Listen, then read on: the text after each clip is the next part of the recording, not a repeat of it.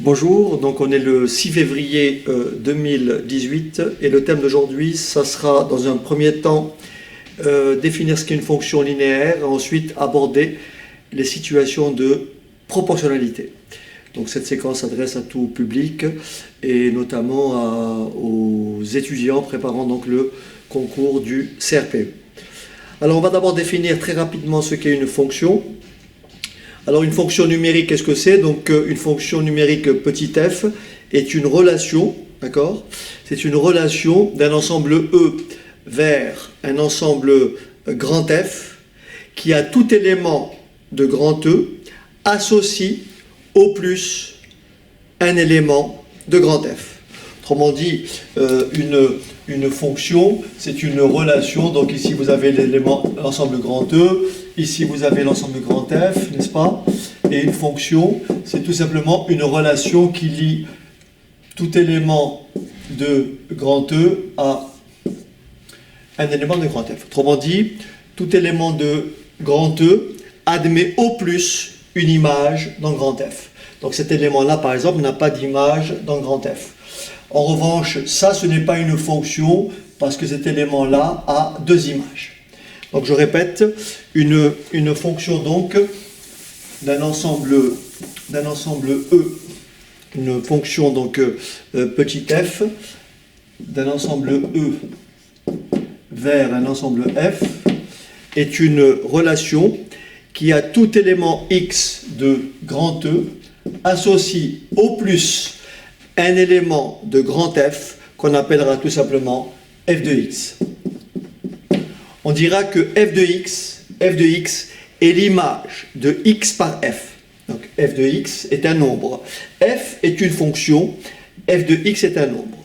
Donc f de x est l'image de x par f.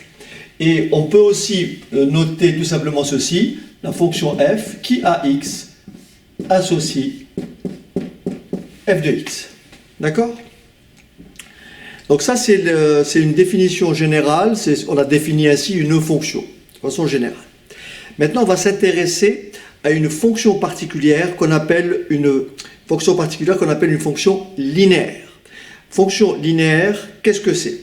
Alors, étant donné un nombre petit a, d'accord? Étant donné un nombre petit a, une fonction linéaire petit f, d'accord? Une fonction linéaire petit f associe à tout nombre x, le nombre égal à a fois x. Associe à tout nombre x le nombre a fois x. Le nombre petit a s'appelle, est appelé coefficient de linéarité. Donc petit a est le coefficient de linéarité. Ok? Coefficient de linéarité. Voilà. Donc petit a est le coefficient de linéarité. Alors on va noter ainsi.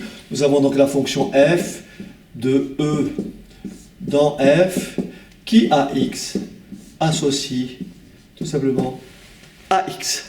D'accord? Ou comme on l'a écrit plus haut, f qui a x associe le nombre a fois x. D'accord? Donc ax a fois x est l'image de x par f. A fois x est l'image de x par f. Autrement dit, si je prends un élément ici x, je vais lui associer pour image par f l'élément a fois x.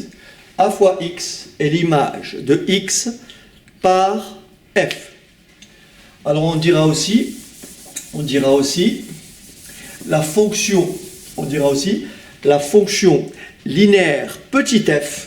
Donc la fonction linéaire petit f définie par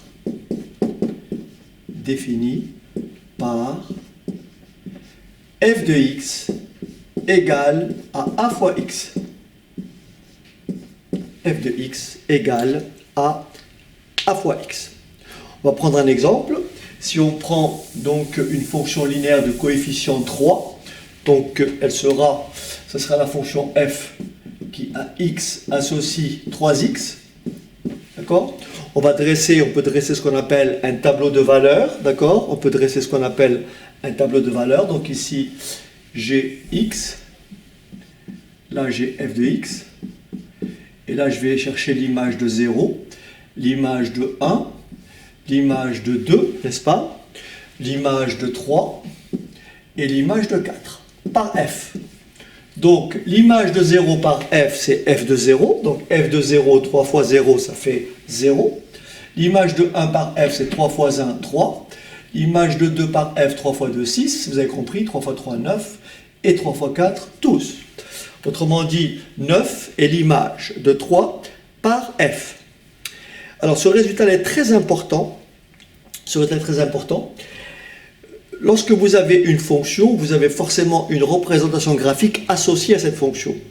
Il faut savoir que la représentation graphique d'une fonction linéaire est tout simplement une droite qui passe par l'origine du repère.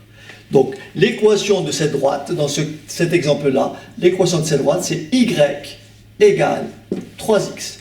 Donc si je prends un repère plan, bien sûr, je prends un repère plan et que je représente le point de coordonnées 0, 0, le point de coordonnées 1, 3, 2, 6, 3, 9, vous aurez forcément des points alignés, donc des points situés sur la même droite, et cette droite-là passe obligatoirement par l'origine du repère, c'est-à-dire par le point O de coordonnées 0, 0. Donc si je m'amuse à tracer, à représenter quelques points, voilà, donc je me place ici.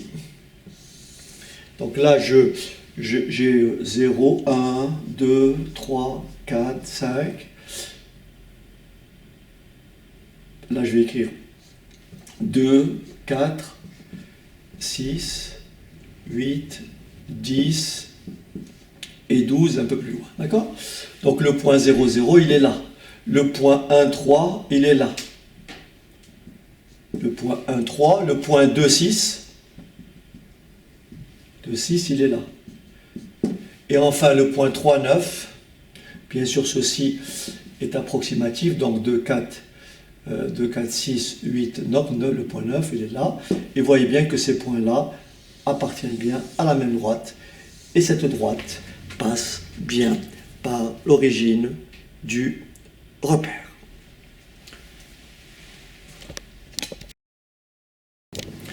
Alors, la fonction linéaire possède deux propriétés très importantes. Première propriété, propriété additive. Donc, on va définir ce qu'est la propriété additive d'une fonction linéaire. Donc, propriété additive et propriété multiplicative. Donc, on va expliquer ce qu'est la propriété additive de la fonction linéaire et la propriété multiplicative. Donc, je vais commencer. Je vais prendre donc une fonction linéaire f qui a x. Donc, f qui a x associe à x. Donc là, je vais énoncer la propriété additive. Propriété additive de la fonction linéaire. Propriété additive. Peut-être changer de main. La propriété additive de la fonction, d'accord, de la fonction linéaire.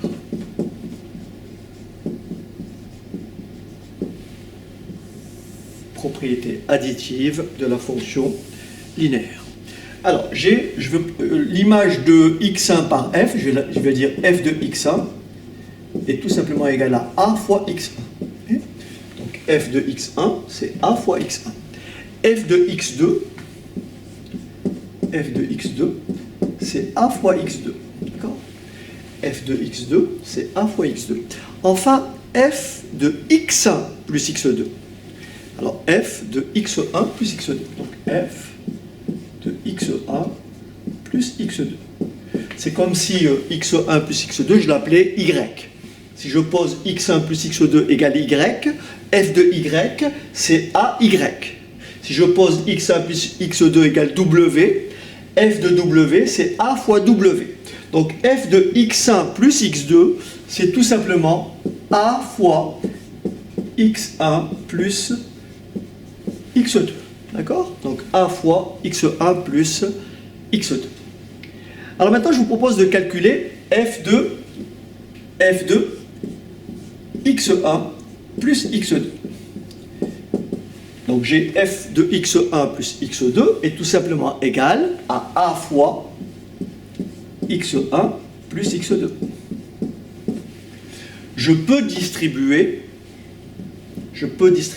a aux deux termes de cette somme, ce qui me donne f de x1 plus x2 est tout simplement égal à ax1 plus ax2.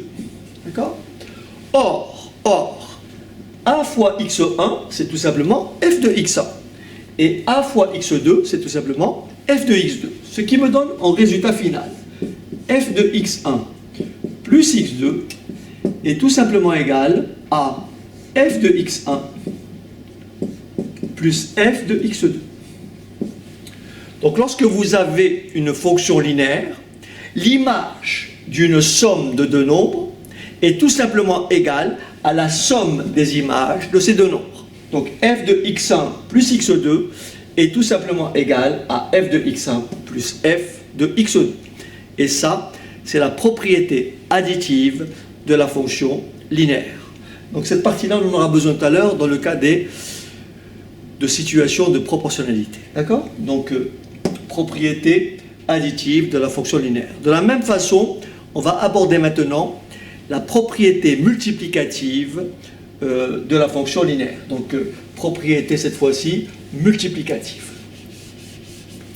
Multiplicative.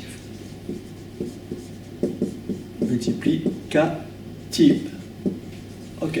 Donc là, je vais écrire, j'ai toujours ici, cette fois-ci, f de x égale à a fois x. Donc là, j'ai f de x égale à a fois x, n'est-ce pas? J'ai aussi f de x égale à a fois x. J'ai f de k fois x. Oui. Donc si j'appelle k fois x, j'appelle ça w. F de w, c'est a fois w. Donc f de k fois x, c'est a fois kx. Donc je vais démarrer avec ceci. J'ai donc f de kx égale à a fois kx. Je sais que la multiplication est une opération commutative et associative, donc je peux réécrire le a fois kx en ceci, f de kx égale à k que multiplie a fois x, puisque la multiplication est une opération commutative et associative. Donc là, je peux effectivement permuter ces facteurs.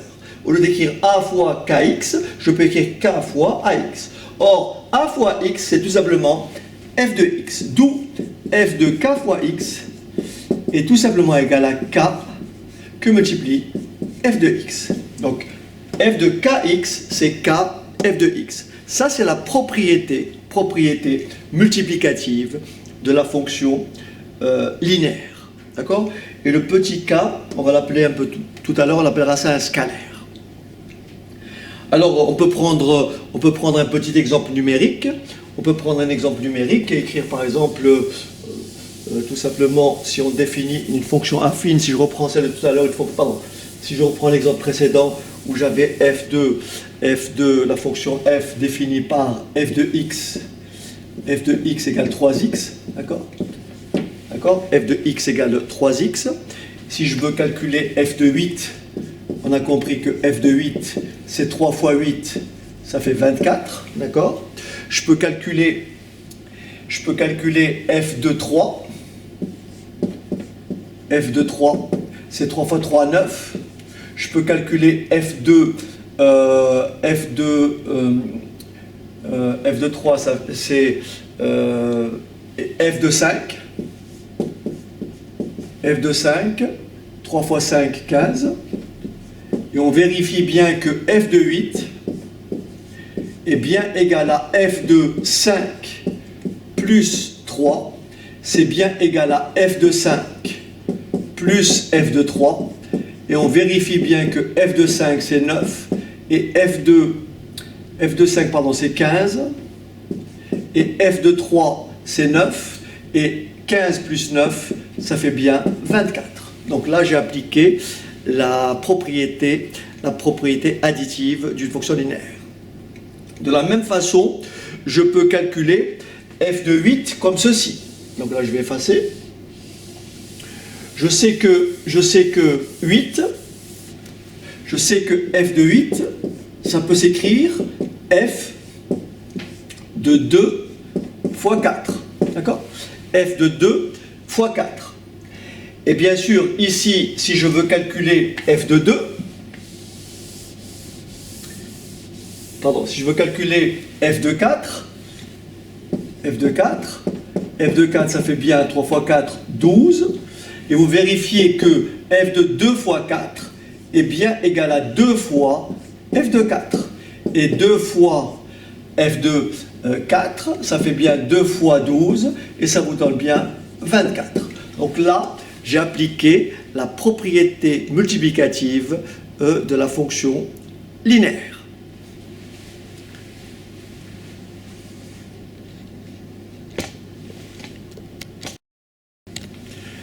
Très bien, on va maintenant aborder la proportionnalité. On essaie de faire un lien entre fonction linéaire et bien sûr proportionnalité.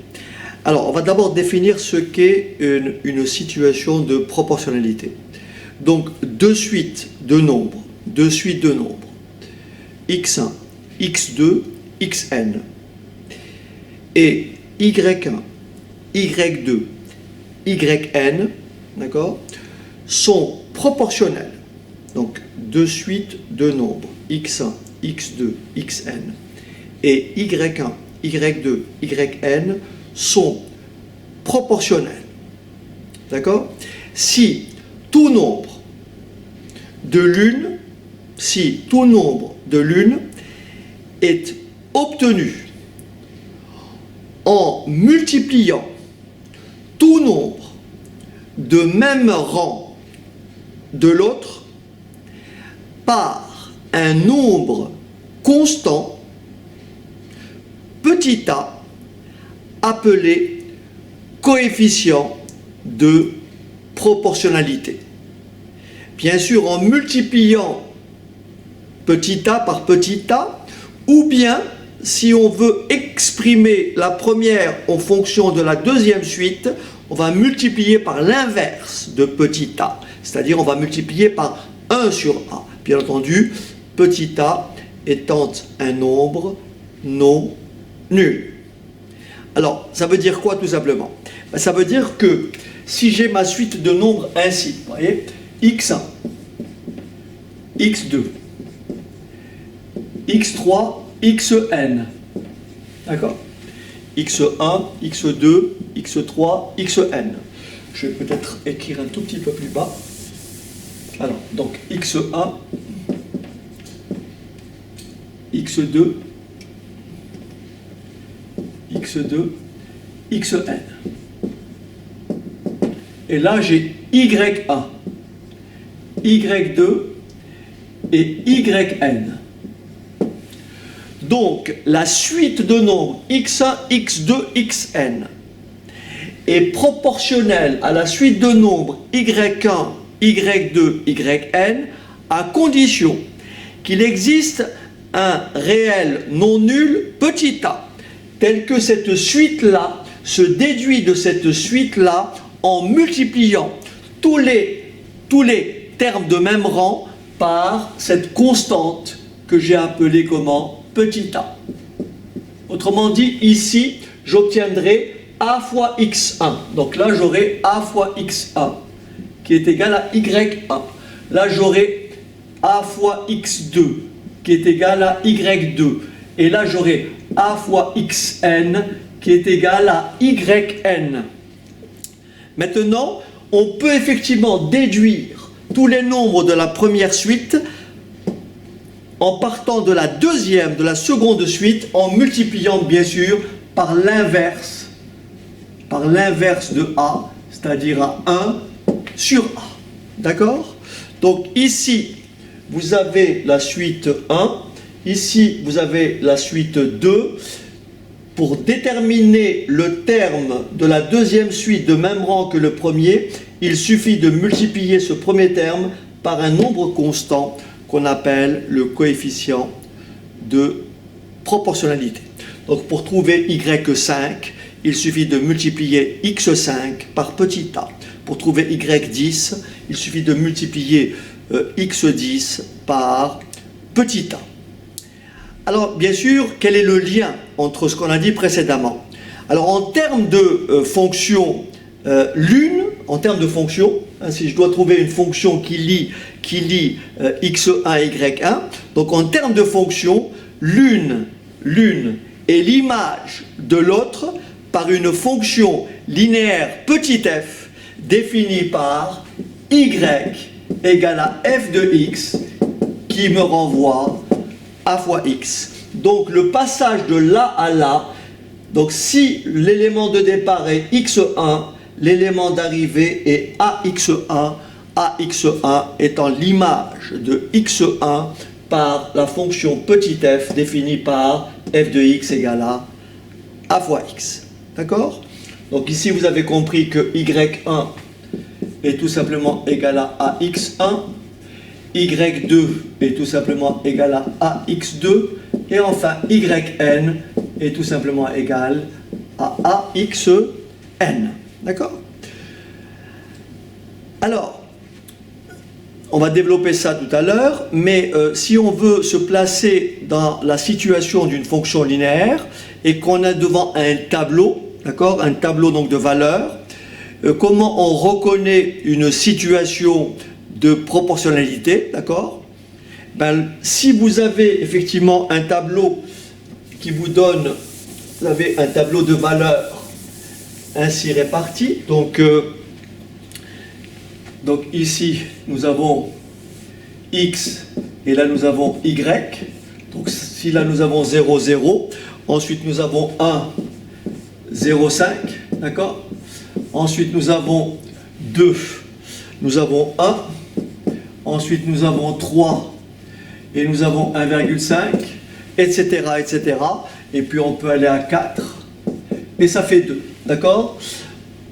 Pourquoi ce tableau-là est une situation de proportionnalité? Car si on appelle les éléments de la première série l'abscisse du point et les éléments de la deuxième série l'ordonnée du point, nous avons le premier point 0, 0, nous avons le deuxième point 1, 0, 5, 2, 1, 3, 1, 5, etc., etc.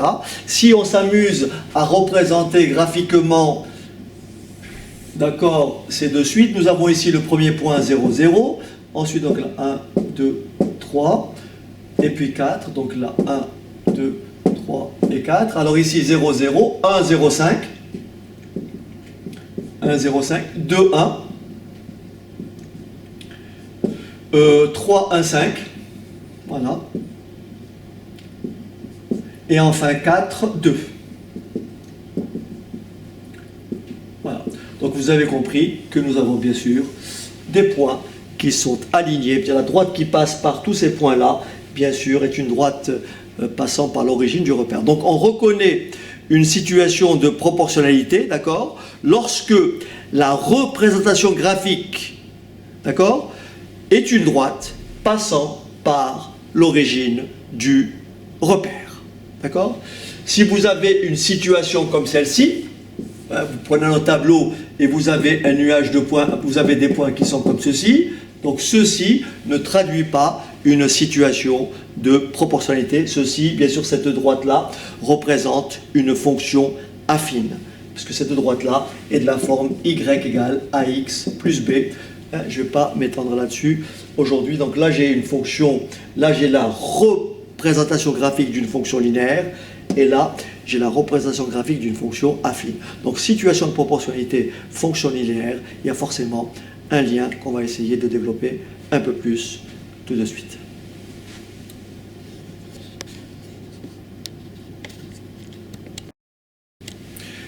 Très bien, maintenant on va faire un lien avec ce qu'on a dit précédemment, on va aborder les propriétés des suites proportionnelles. D'accord? Nous avons des suites, donc deux suites proportionnelles. Autrement dit, lorsque vous faites le rapport des valeurs de même rang de l'une sur l'autre, vous trouvez toujours une constante qu'on appelle le coefficient de proportionnalité. D'accord? Donc propriété des suites proportionnelles. Première propriété, propriété additive de linéarité. Donc propriété additive de linéarité. Donc propriété additive. Alors, qu'est-ce que ça veut dire, propriété additive? Si on traduit ça à l'aide d'un petit tableau, donc imaginons que là j'ai x1, là j'ai x2, d'accord?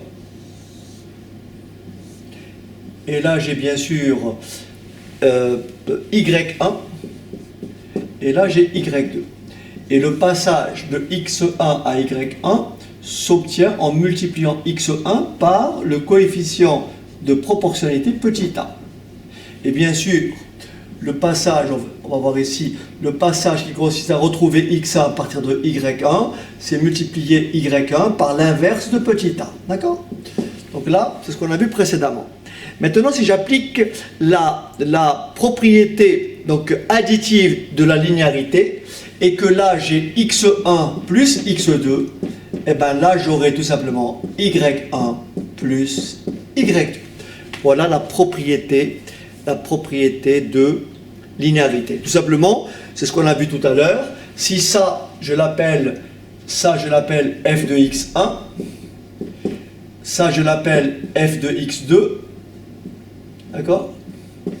Et donc ça c'est f de x1 plus x2. Et on a établi précédemment que f de x1 plus x2 est tout simplement égal à f de x1 plus f de x2. Autrement dit, pour trouver cette valeur-là, je fais ça plus ça me donne ça. Et bien si je fais ça plus ça me donnera ça. Autrement dit, f de x1 plus x2 est égal à f de x1 plus f de x2. Je vais prendre juste en dessous un exemple numérique. Est-ce que j'ai de la place? Alors, je vais prendre un exemple numérique. Donc là, je prends x. Donc là, je vais prendre des nombres. Par exemple, 8. Alors, 10, 12,5, d'accord? 10, 12,5, 12, 15. Et là, je vais prendre 20. Là, je vais prendre 20, 25. Et vous avez compris, pour passer de cette suite à l'autre suite, j'ai multiplié, d'accord? J'ai multiplié 8 par 5 quarts. D'accord? Donc 5 quarts fois 8, ça fait 40 quarts, ça fait 10. Donc 10 fois 5 quarts, ça fait 50 quarts, ça fait 12,5, etc. Donc 5 quarts fois 12, ça fait bien sûr 15, etc. Vous remarquez quoi ici? Donc je vais prendre un trait de couleur. Ici, vous voyez bien que 8 plus 12, ça fait 20, vous voyez? 8 plus 12, ça fait 20, d'accord? Eh bien, 8 plus 12, ça fait 20, donc là, ça vous fait f de 20. Et vous remarquez bien que pour trouver 25, je n'ai qu'à faire f de 8 plus f de 12. Et f de 8 plus f de 12, ça fait bien 25. Donc ici, je traduis ce qui est écrit là. J'ai ici f de 8 plus 12, c'est-à-dire f de 20, c'est bien égal à f de 8 plus f de 12. Donc là, c'est la propriété additive de linéarité. De la même façon, donc je répète, si vous faites ça plus ça vous fait ici 20, et bien pour retrouver l'image de cette valeur-là, vous n'avez qu'à faire ça plus ça. Ça fait 25. D'accord? Maintenant, propriété multiplicative de linéarité. Donc propriété multiplicative de linéarité. Donc je vais prendre le même, donc propriété multiplicative. Je reprendrai le même tableau après. Alors propriété multiplicative, voilà ce que ça donne. Alors propriété multiplicative.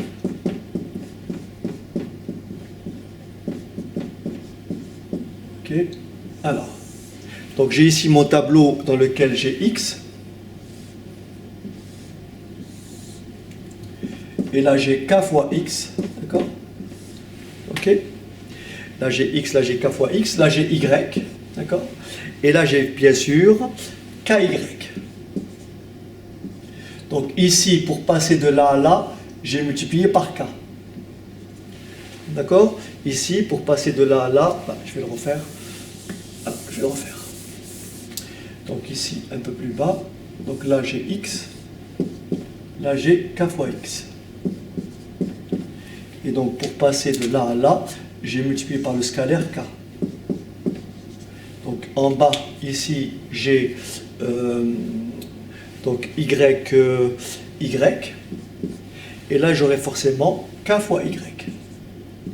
Alors bien sûr, le passage de ça à ça, c'est toujours le même coefficient multiplié par petit a. Et le passage de là à là, c'est multiplié par 1 sur a. D'accord? Donc ici, l'image de x, c'est y. Ben, l'image de kx, c'est tout simplement k fois y, ce qu'on avait écrit précédemment par f de kx est égal à k fois f de x. Alors si on reprend notre exemple précédent, donc si je reprends le même tableau que précédemment, est-ce que j'ai la place? Oui. Donc le même tableau que précédemment, donc j'avais ici, je crois, 8, 10, 12, 20, d'accord? Donc là, pour 8, on passait de là à là en multipliant par 5 quarts, d'accord? En multipliant par 5 quarts. Donc là, ça faisait 10, là, ça faisait 12,5, donc là, ça faisait 15, et là, ça faisait 25, d'accord? Regardez bien ici, pour passer de 10 à 20, j'ai multiplié par 2. Oui, k égale 2. Eh bien, je peux retrouver ce résultat-là en multipliant 12,5 par 2. 12,5 fois 2, je retrouve bien avec 25. Puisque pour passer de là à là, j'ai multiplié par le scalaire 2. Eh bien, l'image de 10, c'est 12,5. Pour trouver l'image de 20, eh bien, il suffit de multiplier 12,5 par 2 en vertu de ce qui est écrit juste au-dessus. Alors ensuite, il y a aussi la propriété des rapports égaux. Alors ici, bien sûr, c'est pareil. Dans l'autre sens, j'ai bien sûr le coefficient 4/5. D'accord? Il y a aussi la propriété des rapports égaux. Donc ça, c'est pas très compliqué à comprendre. Donc propriété des rapports égaux. D'accord? Propriété des rapports égaux.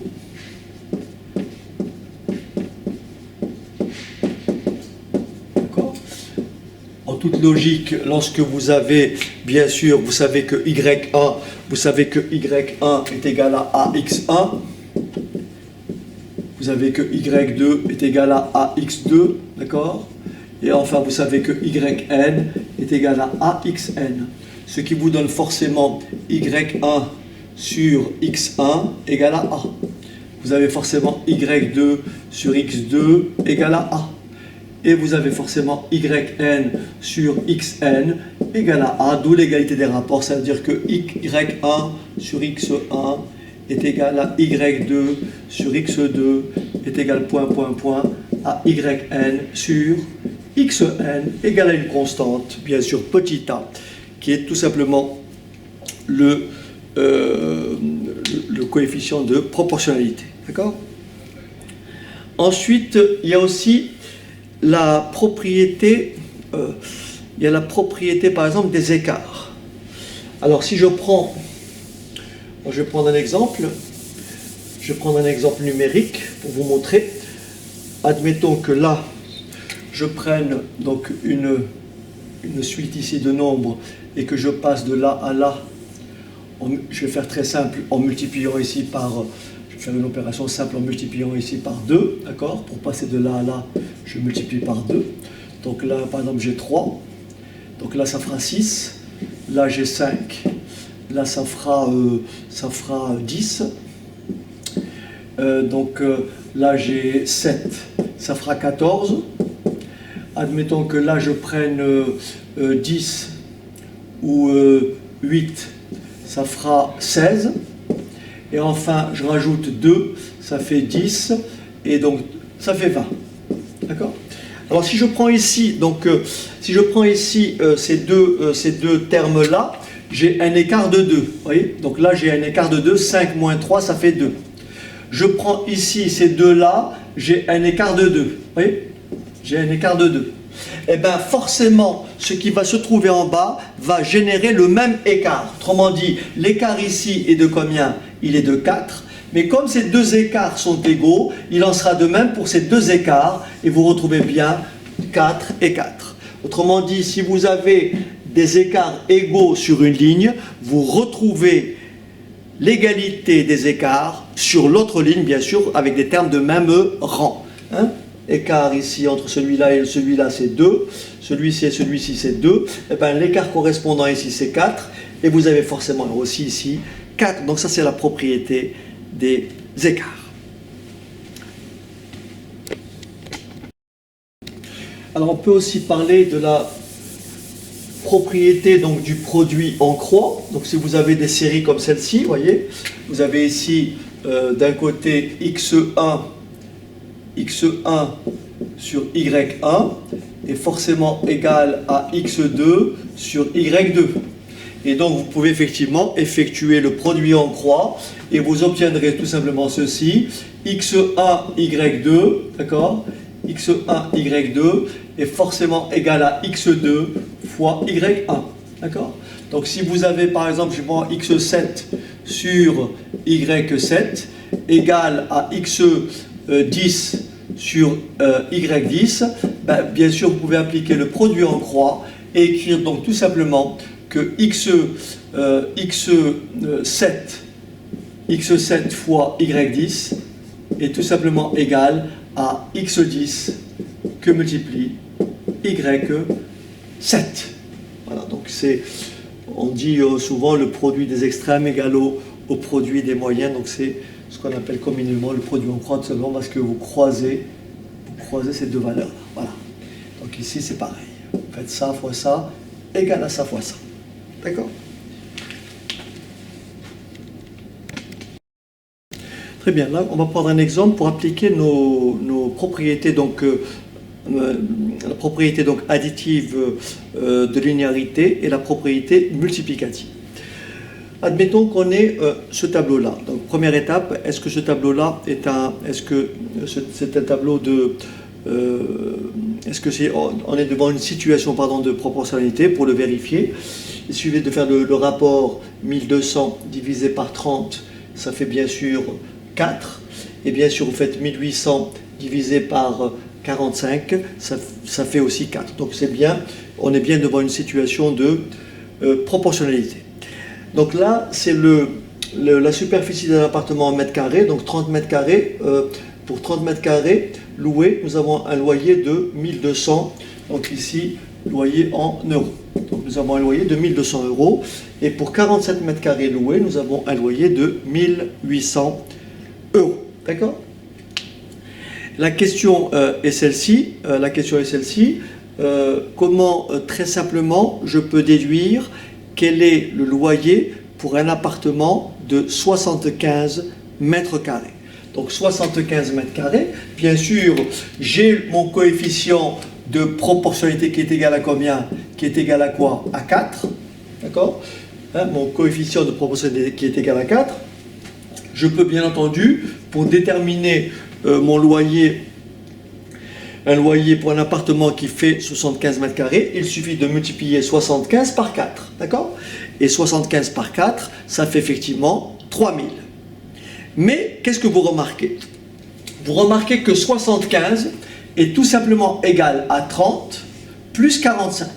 Autrement dit, 30 plus 45 est bien égal à 75. Donc je vais appliquer la propriété additive de linéarité. Donc je vais faire 30 plus 45 est bien égal à combien? 75. Donc pour déterminer le loyer pour 75 mètres carrés, il suffit de faire 2800, d'accord, de faire 1200 plus 2800 que je vais reporter ici. Donc 1200 plus 1800, ça fait bien un loyer de 3000. Et on peut vérifier 4 fois 75, ça fait bien 3000. Maintenant, si on me demande quel est le loyer, quel serait le loyer pour un appartement dont la superficie est de 60 mètres carrés, par exemple, donc 60 mètres carrés, bien sûr, je peux appliquer toujours mon coefficient de linéarité en faisant 60 fois 4, ça fait 240, 2000, qu'est-ce que je dis? Là, c'est le coefficient, c'est pas 4, mais pardon, c'est plutôt, je suis désolé, le coefficient de proportionnalité, c'est plutôt 40, d'accord? Pour passer de 30 à 1200, il faut faire 3 fois 4, 12, donc ça fait 1200. Donc pour passer de 60, pour trouver un loyer, le loyer pour un appartement qui fait 60 mètres carrés, il suffit de faire donc 60 fois 40, ce qui fait bien sûr 2400 €. Mais je peux aussi appliquer la propriété multiplicative de linéarité. Autrement dit, pour passer de 30 à 60, je multiplie par le scalaire 2. Vous voyez? Là, pour passer de là à là, je multiplie par 2. D'accord? 30 fois 2, 60. Eh bien, je peux de la même façon, pour déterminer mon loyer pour 60 mètres carrés, il suffit de multiplier 1200 par 2. Donc 1200 multiplié par 2, ça fait bien 2400. Et on vérifie que 60 fois 40, ça me donne bien aussi 2400 €. Alors nous avons ici, donc j'ai repris l'exemple précédent, donc j'ai toujours ma superficie en mètres carrés et ici j'ai donc mon loyer en euros. Donc ce qui m'est donné ici, c'est pour un loyer de 30 mètres carrés, pour une superficie de 30 mètres carrés, mon loyer de 1200 €. Et pour la question est quel est le loyer pour une superficie de 50 mètres carrés. Donc là c'est le principe de la quatrième proportionnelle. Autrement dit, vous avez une suite de deux nombres et effectivement il nous manque la quatrième valeur. C'est pour ça qu'on parle de quatrième proportionnelle. Alors pour y arriver, pour déterminer le prix de ce loyer-là, on peut procéder de plusieurs façons. D'abord, on peut effectivement effectuer ce qu'on appelle le produit en croix. C'est-à-dire que, en fait, si cette valeur-là, je l'appelle petit x, vous voyez, cette valeur-là, je l'appelle x, donc tout le monde a compris que 30 fois x, n'est-ce pas?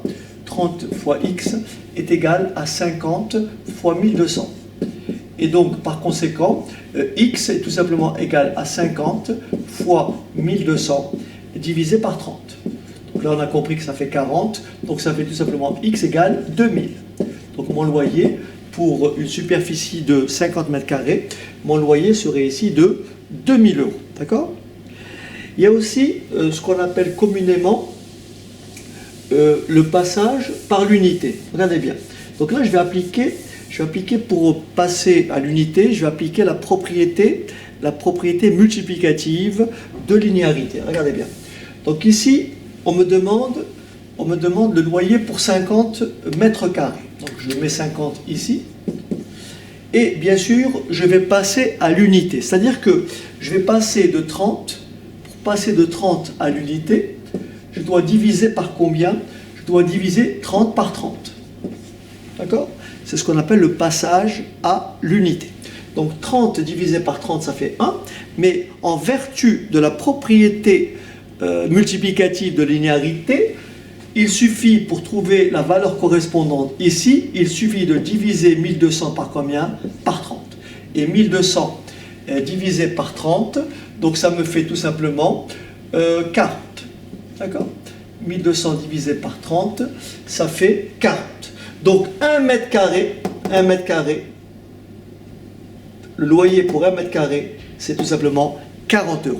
Et donc maintenant que j'ai fait, je sais que 1 mètre carré loué coûte 40 €, et bien pour déterminer le prix à payer pour 50 mètres carrés, là je vais appliquer l'opération multiplicative ici, donc multiplié par 50, et je vais effectivement ici multiplier par 50 en appliquant toujours la même règle de linéarité, de la propriété multiplicative de linéarité. Donc ça me fait 40 fois 50 et je retrouve bien les 2000 € précédents. Voilà.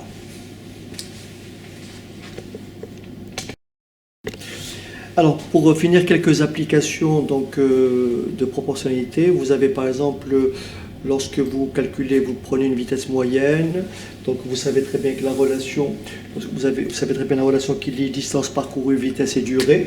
Donc là, la distance parcourue est égale à la vitesse fois la durée t, d'accord? Bien sûr, on peut dire que la distance parcourue est proportionnelle à la durée, ou bien la vitesse parcourue la distance parcourue est proportionnelle à la vitesse. Quand vous avez un mobile, lorsqu'il va rouler à 100 km/h, il va mettre par exemple un temps égal, une durée égale à 3 heures. S'il roule à 200 km/h, il mettra une durée bien sûr moitié moindre, tout simplement parce que c'est une situation inverse. Vous voyez, la durée t est égale à d sur v, d'accord? Donc si vous doublez la vitesse, forcément vous divisez le temps par 2. Donc il y a toujours le même rapport de proportionnalité parce que la relation c'est d égale vt. Maintenant, lorsque vous avez aussi un robinet ou une espèce de ce qu'on appelle un débit à une certaine, vous avez donc le débit en mètres cubes par minute ou en mètres cubes par heure d'un robinet. Donc vous savez que le volume V par exemple en mètres cubes est égal au débit D en mètres cubes heure que multiplie la durée T en heure. Donc le volume bien sûr du bassin, un bassin qui se remplit, est bien sûr proportionnel soit à la durée, soit au débit. Si vous doublez le débit, vous doublez le volume pendant la même durée. Si vous doublez la durée, vous doublez le volume, bien sûr pour le même débit. Ensuite, nous avons les problèmes aussi d'échelle. Rappelez-vous, une échelle, c'est quoi? C'est un rapport.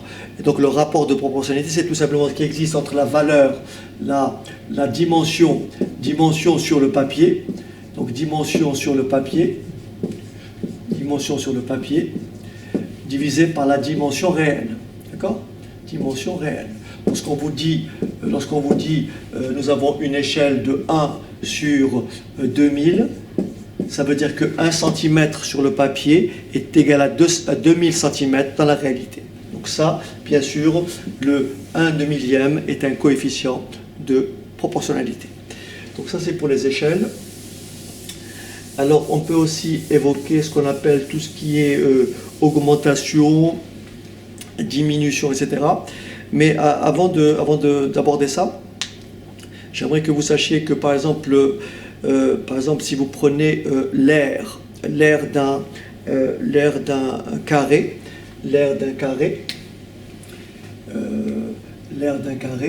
n'est pas proportionnel comment dirais-je, à la longueur, n'est pas proportionnel à la longueur du carré. Autrement dit, vous avez un carré qui fait, admettons, 3 cm de côté, d'accord?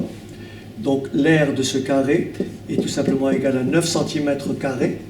D'accord? Donc si vous doublez la longueur de ce côté, donc si cette longueur elle passe de 3 à 6 cm,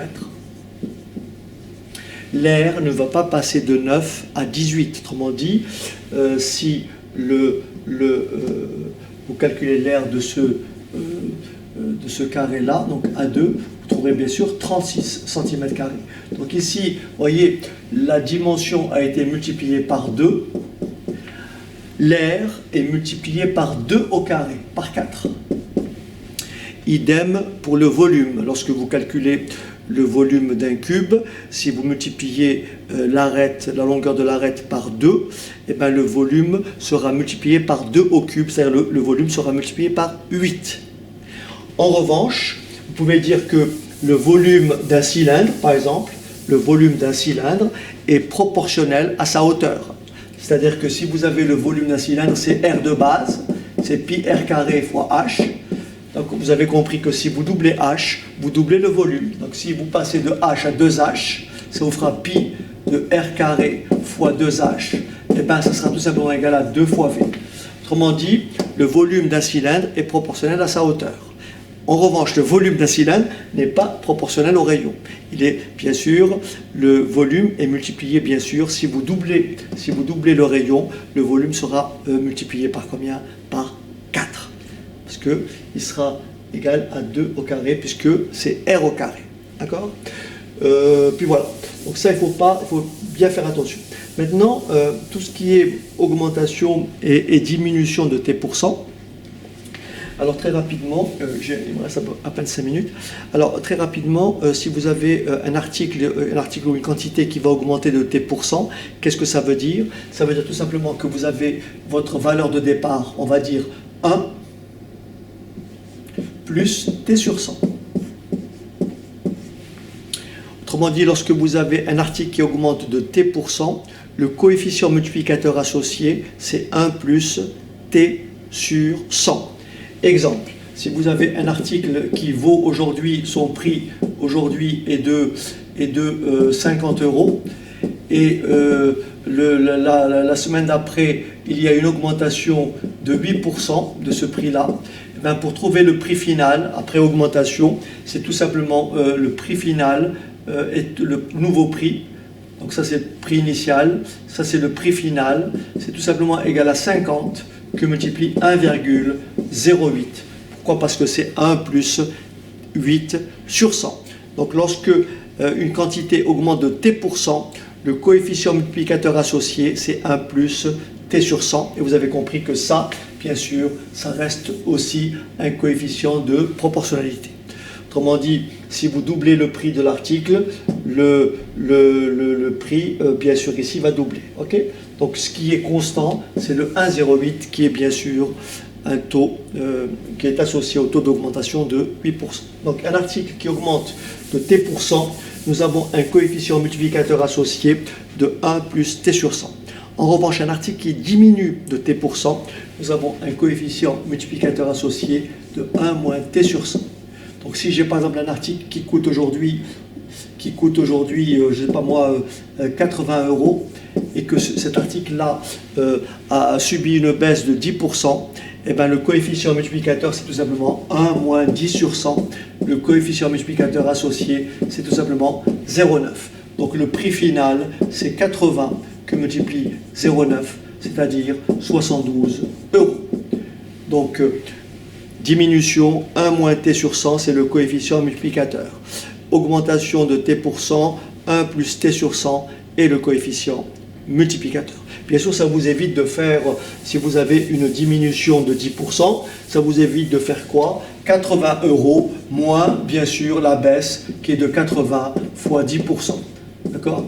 Si vous faites 80 moins 10%, donc ça fait tout simplement 80 moins 8, ça fait 72.